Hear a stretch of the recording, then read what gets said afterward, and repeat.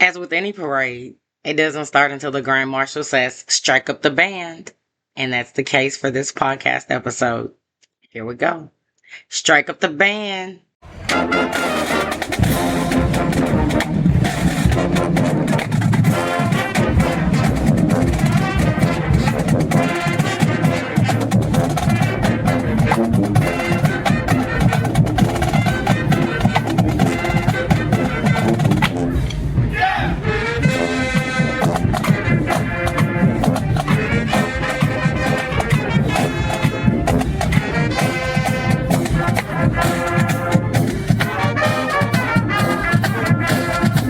Oh my God, guys, how was that?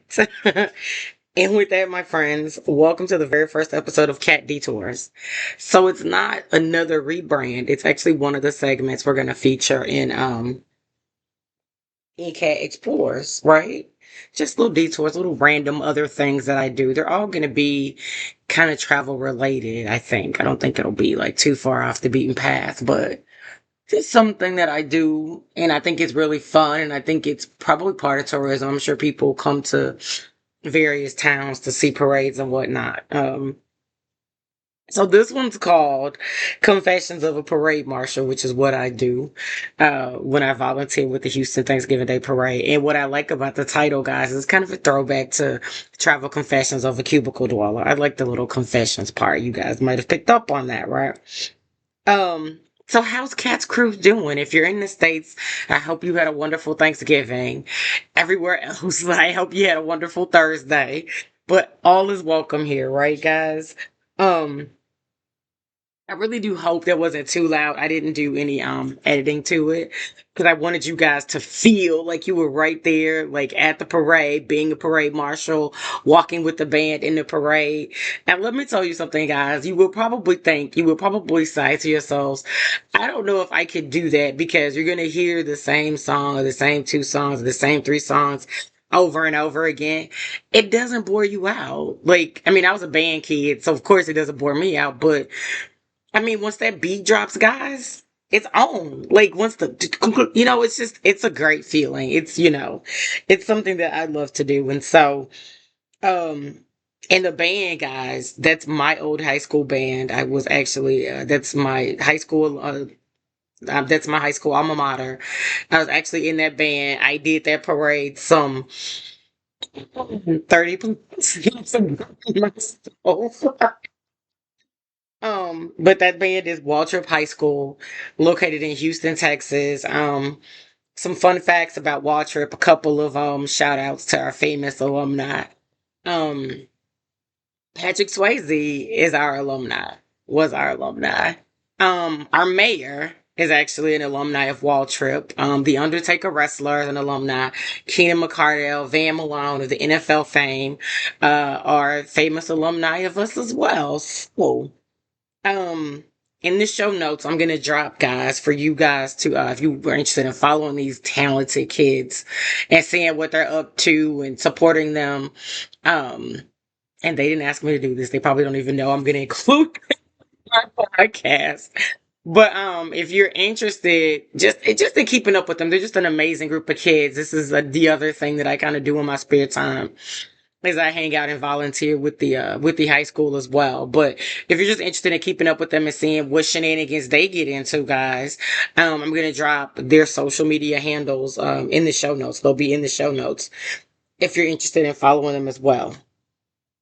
So I told you guys before, in case you're wondering, like, why do I get up at 0 dark 30 on Thanksgiving morning to go and hang out for, half the day with the city of Houston and escort my band, my favorite band, through the Thanksgiving Day parade. Well, I think I mentioned to you guys in the Welcome to Cat Explorers, that I was once a tourism director for two small cities in Texas, and I've put together my share of events and festivals and parades. Obviously, not to the scale and size of a Houston one, but all the same.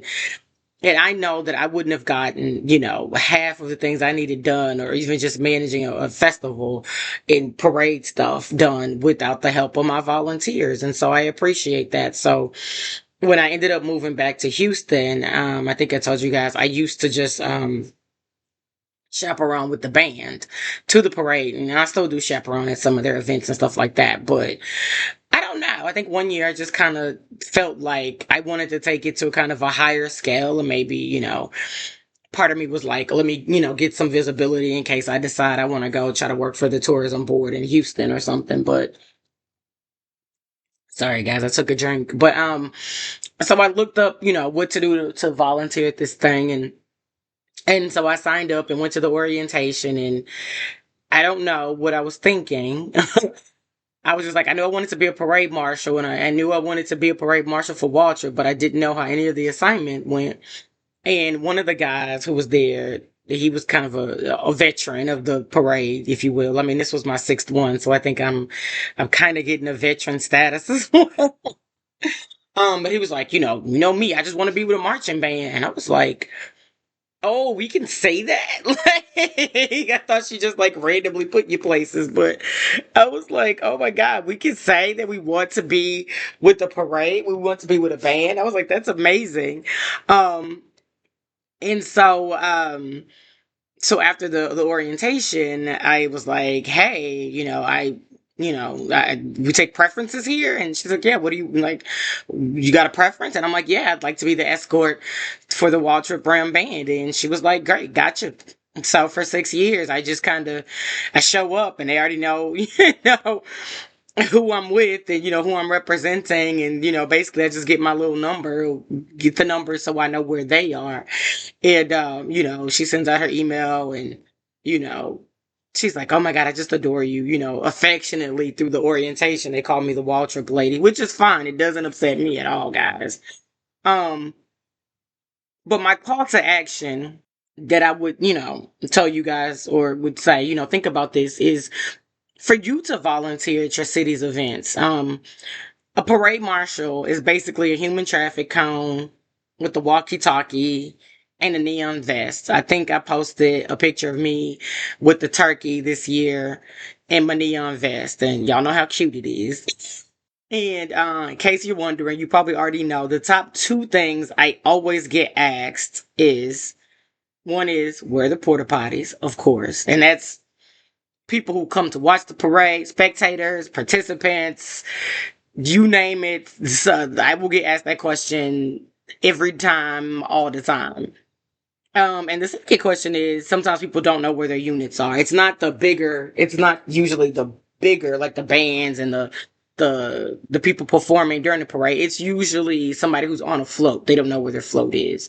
Something like that. The other question that always kind of surprises me too is some of the marshals don't know where they're supposed to be. And that usually comes from a newer marshal that they just don't understand how to read the map and stuff like that. So they'll stop me because the lady uses a picture of me with the Grinch, like in all of her orientation slideshow to show you that volunteering is fun.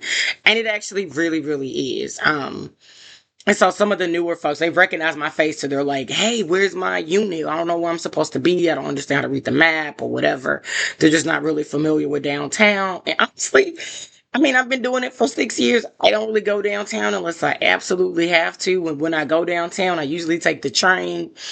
So I'm not familiar with all the streets. And so I get a little turned around too. It takes me, a couple minutes for me to look at the map and get my bearings and understand where my band is on this map. But I swear to you guys, I swear to you guys, I swear to you guys, it is never, never, never a dull moment. If you're following me on TikTok, I've uploaded some of the pictures and some of the videos from kind of what goes on behind the scenes before the cameras roll and things of that sort. So yeah, there's never really a dull moment, guys, from a balloon handler getting sick because she started her morning having her Thanksgiving dinner.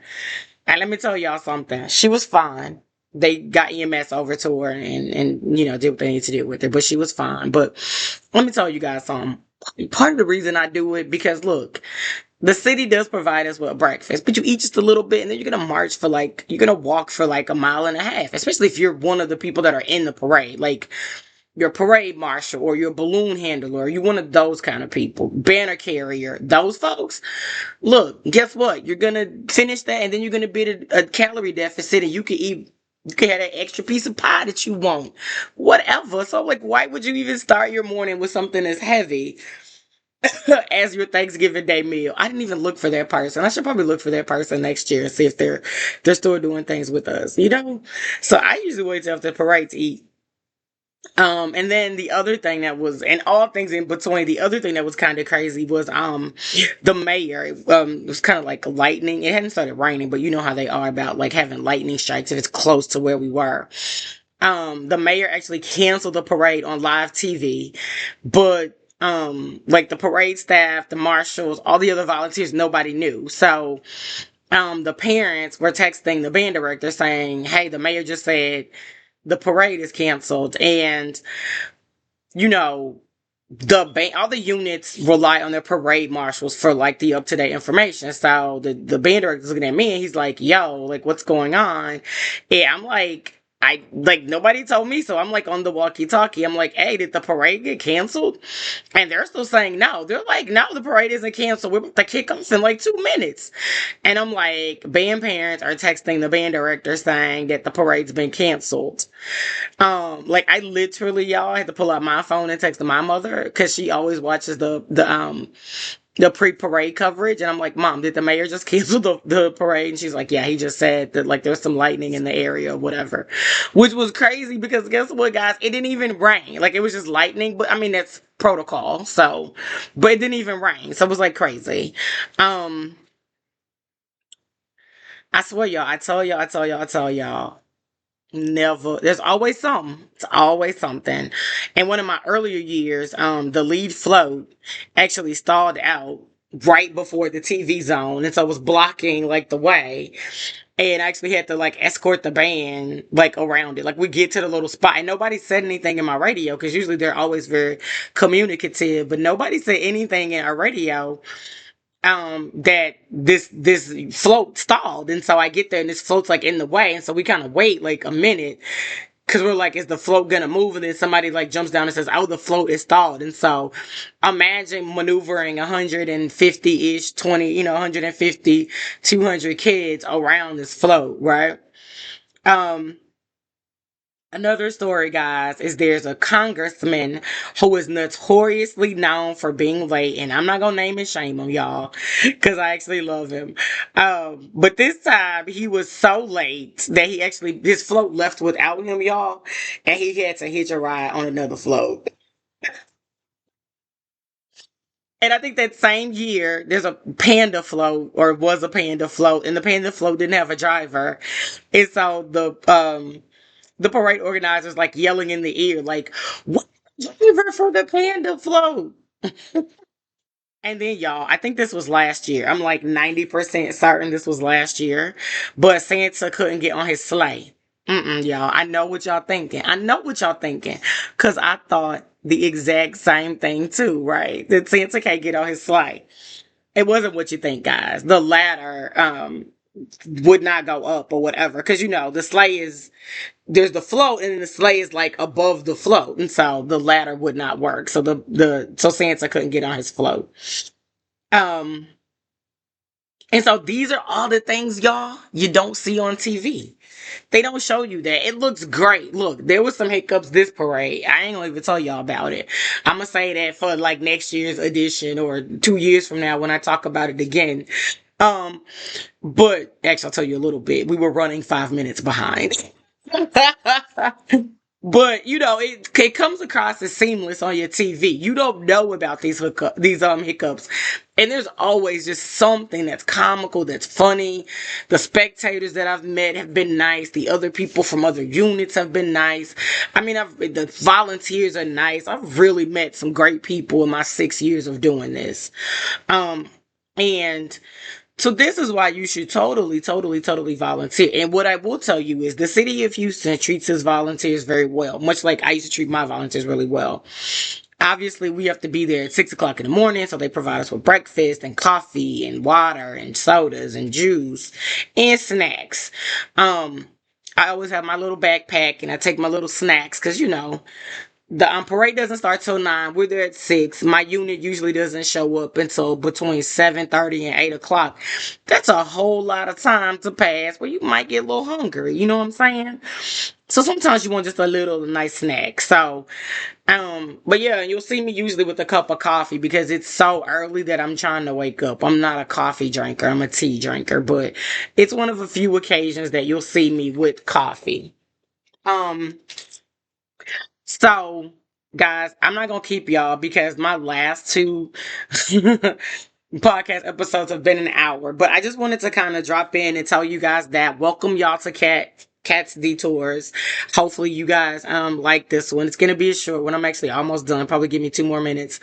Um, but I think it was fun. I think it's a really fun thing, and it was amazing to just kick it off with the sounds of the band. I know y'all were looking for wooden tables, but no, no, no, we did something a little different. And who knows? That might be what Cats Explores. I mean, Cats Detours is all about. Maybe just like something that resonates with that particular episode, so it's not like Lou Crimbo's wooden tables. Although I do like that song though. So guys. We carried over with the last episode, the last one thing was what you saw. This one, because we're listening to the sounds of the band and all that kind of stuff. Today's my one thing is what you hear. So post your videos of something that you like, whether it's your favorite Christmas song or your favorite song in general, the sound of you baking in the kitchen. I don't know. Whatever is your one thing to hear, post that. You can either tag me at Weird Kid Walks on any of the, the main socials, or you can use the hashtag my one thing. Remember, we spell out one around here. MYONETHING. And guess what, guys? I know we didn't do housekeeping stuff. It's always in the show notes. But let me say this. I saw y'all looking at my pay hip too. And I really appreciate that. And I apologize if you were trying to buy a print and you weren't able to. At the time, I hadn't set up my Stripe. A lot of things have been going on. So I hadn't had an opportunity to set up. It is completely set up. So happy shopping, guys. You guys can take your payments. So I'm going to close out again, guys, with a holiday song that Walter played in the parade. And I was kind of annoyed, right? Because you could hear like the emergency vehicle in the background. But you know what? That's the beauty of live events, guys. Like, things just kind of happen. The band still sounds incredible, yo. I don't care what nobody say. So all the videos, the behind the scenes videos, kind of like walking and showing the floats and whatnot, and the videos of the band practicing. Actually, the last video is the band is actually we're walking through the parade, so that's actually like a POV shot. But the first one, they're actually rehearsing. But you'll see all the videos. All the videos are there. And like I said, if you are interested in keeping up with that fine young band and the things that those incredible kids are doing, I will leave their information, their social information, in the show notes. And with that, guys, I'm going to say, close me out, Walter. And remember, guys, if there's a story to be told, I'm going to tell it. And I'm going to look fabulous while doing it. You guys have an amazing day. We'll talk later. Bye, guys.